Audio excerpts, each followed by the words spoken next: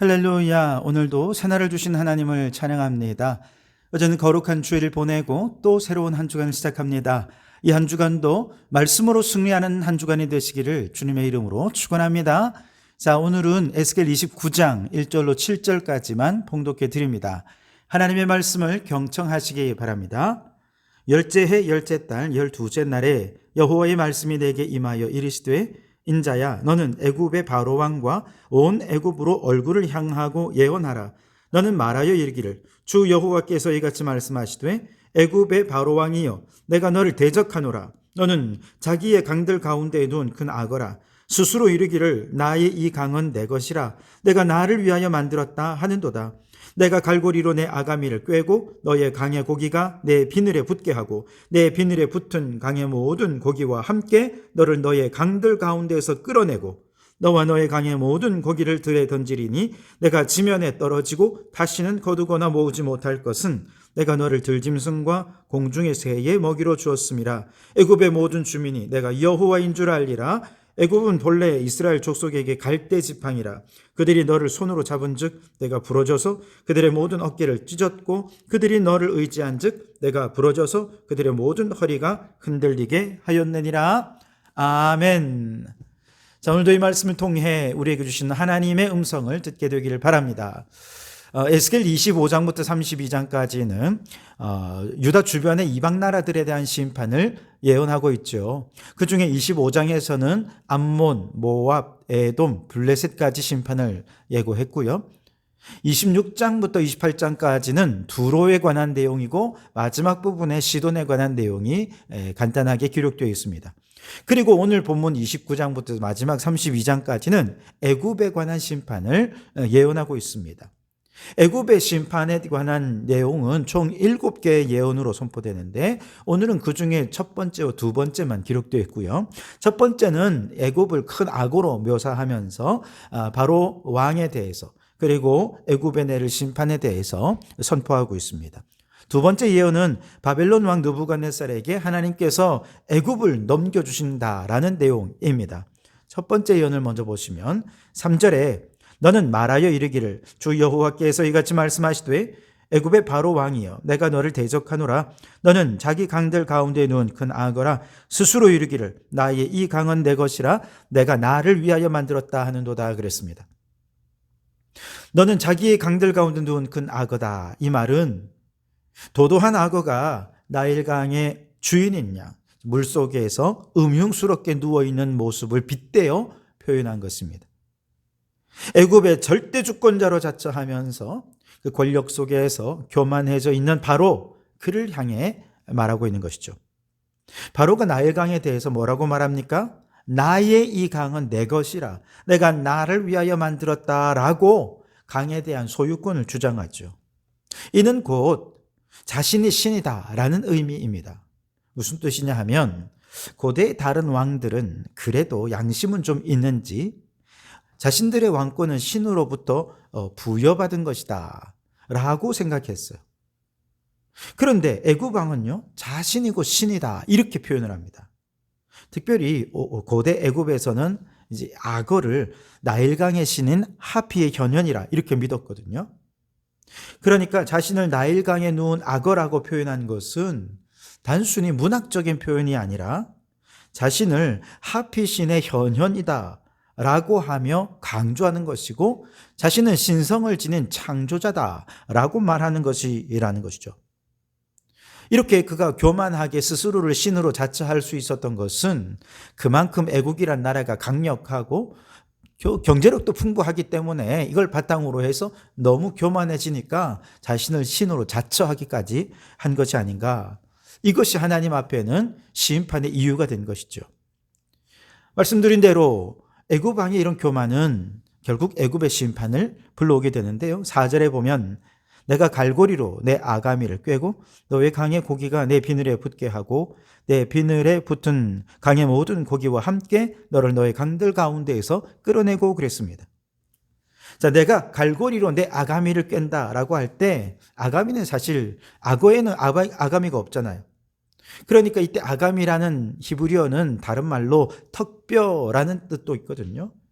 그래서 턱뼈를 꿰는 것이다. 어떻게 꿰는 걸까?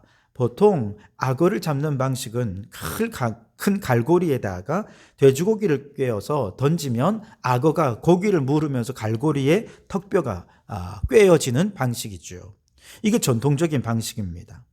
그렇게 악어가 갈고리에 턱뼈가 꿰어져서 그렇게 잡히는 것처럼 애굽도 이방 다른 나라에 의해서 갈고리에 꿰어지듯 잡혀서 망하게 될 것이다 라는 뜻이죠. 그런데 그 악어의 비늘에 뭐가 붙어 있느냐? 강의 고기들이 붙어 있다는 거예요. 그래서 악어가 끌어올려질 때 그 모든 고기들도 함께 끌어올려져서 저 새들의 먹잇감이 될 것이다 이렇게 말씀하고 있는데, 악어의 비늘에 붙어 있는 강의 고기는 무엇을 의미할까요? 애굽의 백성들을 의미하는 것이지요. 즉 애굽 왕 바로가 이렇게 교만해져서 대적의 침략에 의해 멸망당할 때 온 백성들도 함께 멸망당할 것이다 예고하고 있는 것이죠. 자, 그리고 이제 6절 하반절에 보시면 애굽을 갈대 지팡이에 비유하고 있습니다. 애굽은 본래 이스라엘 족속에게 갈대 지팡이라 그랬어요. 나일강의 갈대들은요 키가 커요. 근데 속이 비어 있거든요. 그래서 이게 부러지게 되면 아주 날카로운 갈대 껍질로 인해서 이건 사람의 어깨까지도 찢을 수 있을 정도로 날카롭습니다. 또한 그런 갈대에 온몸을 기대면 부러져서 사람의 허리도 상할 수 있게 되죠. 그런데 이스라엘 민족의 눈에는 이 전통적인 강대국이었던 애굽은 저 아수르라든지 바벨론에 대항해서 스스로를 이스라엘을 지켜줄 만한 그런 나라다라고 생각하고 애굽에 굉장히 의존했거든요. 그래서 애굽은 우리가 의지할 만한 갈대지팡이구나 그렇게 생각을 했는데, 막상 아수르나 바벨론과 애굽이 전쟁을 해보니 애굽은 자기 나라 살기에 바쁘지 이스라엘은 거들떠도 안 보거든요. 자국의 전쟁 피해를 줄이기 위해서 전쟁을 어디서 합니까? 애굽에서는 절대 안 합니다. 팔레스타인 저 이스라엘 땅에서 전쟁을 다 하죠. 그러면 피해는 다 이스라엘이 보고 그 열매는 강대국들이 가져가는 겁니다. 그런 것도 모르고 이스라엘은 애굽을 붙잡고 의지한단 말이죠. 하지만 그 잡은 지팡이는 어떻게 됩니까? 결국 속에 비어있는 갈대 지팡이라 보니 부러집니다. 그래서 그 부러진 것으로 인해 어깨가 찢어지고 의지한 지팡이가 잘려서 그만 넘어지면서 허리가 상하게 된다는 것이죠. 이스라엘 민족에게 애굽은 갈대 지팡이라는 것이죠. 결국 이스라엘이 하나님을 의지하지 않고 애굽을 온몸을 다해 기대고 의지하다가 이스라엘도 상하고 애굽도 부러지게 된다는 겁니다. 7절이 바로 그에 대한 이야기인데요. 그들이 너를 손으로 잡은즉 내가 부러져서 그들의 모든 어깨를 찢었고 그들이 너를 의지한즉 내가 부러져서 그들의 모든 허리가 흔들리게 하였느니라. 아멘.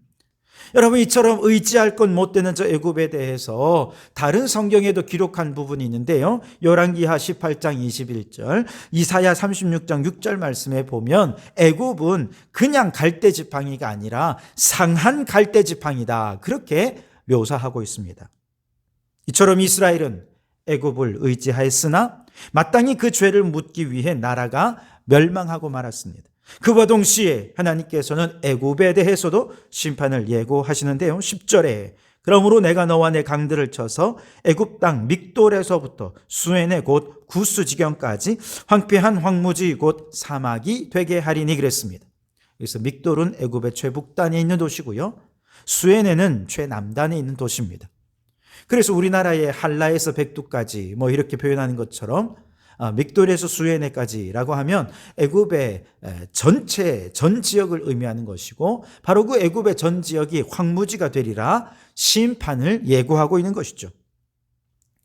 여러분, 우리는 흔히 노후를 위해 준비해야 한다 생각합니다. 그래서 연금을 붓기도 하고 재테크를 하기도 하고 부동산을 구매하기도 하죠. 돈도 많이 모아놓기도 합니다. 그것이 노후에 의존할 대상이 되기 때문이지요. 맞습니다. 우리가 우리의 노후를 스스로 책임져 줄 사람은 아무도 없죠. 우리 자녀들이 우리의 노후를 책임져 줄 수 있겠습니까? 그러니 우리 스스로가 노후를 준비해야 되겠죠. 다만 죽음이 끝이라면 이런 준비가 유익할지 모르겠습니다. 하지만 죽음이 다가 아니잖아요. 죽음 이후 또 다른 삶이 있지 않습니까?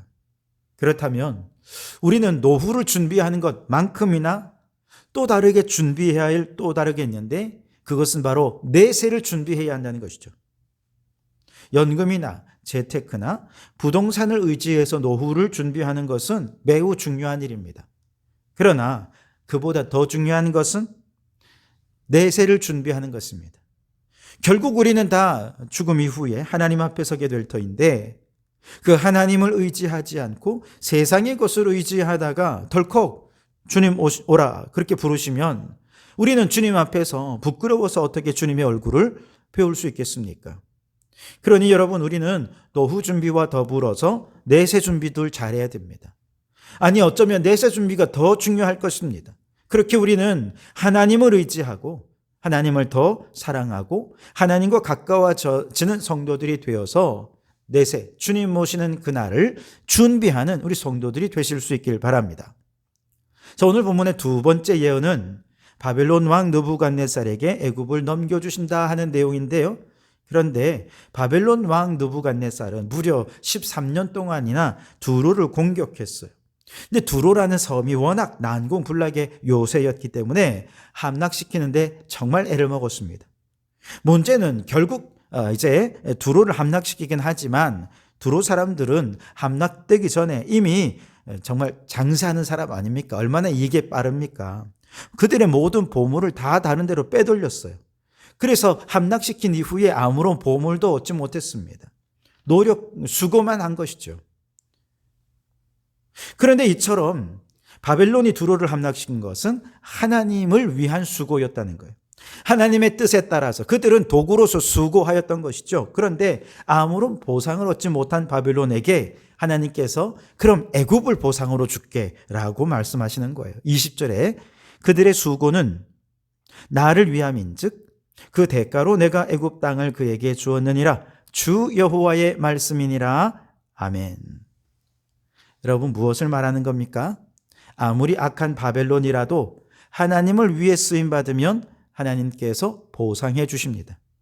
물론 바벨론도 결국 교만해서 심판의 대상이 되긴 하지만 그럼에도 불구하고 하나님의 일꾼으로 땀 흘려 헌신하며 수고했을 때 하나님께서 그들을 향해 애굽이란 나라를 보상으로 주셨다는 것이죠. 우리도 마찬가지입니다. 예수님께서는 아무리 악한 자라도 생선을 달라고 하는 아들에게 뱀을 줄 아비가 없는 것처럼 우리 하나님 아버지께서는 구하는 하나님의 자녀들에게 가장 좋은 것을 주기 원하신다고 말씀하셨죠. 우리가 하나님 아버지를 기쁘게 해드리기 위해서 무엇이 하나님이 기뻐하시는 일이고 무엇이 하나님의 영광을 위한 일인가, 이를 위해 수고하고 땀 흘리고 헌신한 모든 것에 대해 하나님은 다 알고 계십니다. 그리고 반드시 보상해 주시고 복을 내려 주십니다. 때로는 하나님을 위해 헌신하다가 나를 희생해야 할 때가 있습니다. 하나님을 위해 헌신하다가 고난을 당해야 할 때도 있을 것입니다. 그럼에도 불구하고 믿음으로 수고한 모든 것에 대해 하나님은 반드시 큰 상으로 보상해 주실 줄 믿습니다. 그러니 여러분, 하나님께서 주실 상급을 기대하면서 오늘도 주님을 위해 땀 흘려 수고하는 우리 모든 성도들이 되시기를 주님의 이름으로 축원합니다. 기도하겠습니다. 하나님, 이스라엘은 강대국이라는 외형만 믿고 애굽을 의지하였으나 결국 상한 갈대 지팡이 같은 애굽을 의지하다가 이스라엘도 망하고 애굽도 망하게 되었습니다. 우리는 돈, 권세, 명예 같은 갈대 지팡이를 의지하다 망하지 말고 하나님만 의지하고 믿게 해 주시옵소서. 주님, 바벨론의 수고에 대해 애굽으로 보상하셨듯이 하나님은 오늘도 주를 위해 땀 흘리고 수고하는 종들의 수고를 다 기억하시고 보상해 주실 줄 믿습니다. 주님 주실 상급을 기대하며 오늘도 주님을 위해 충성하는 일꾼들이 되게 해 주시옵소서. 예수님 이름으로 기도드립니다. 아멘.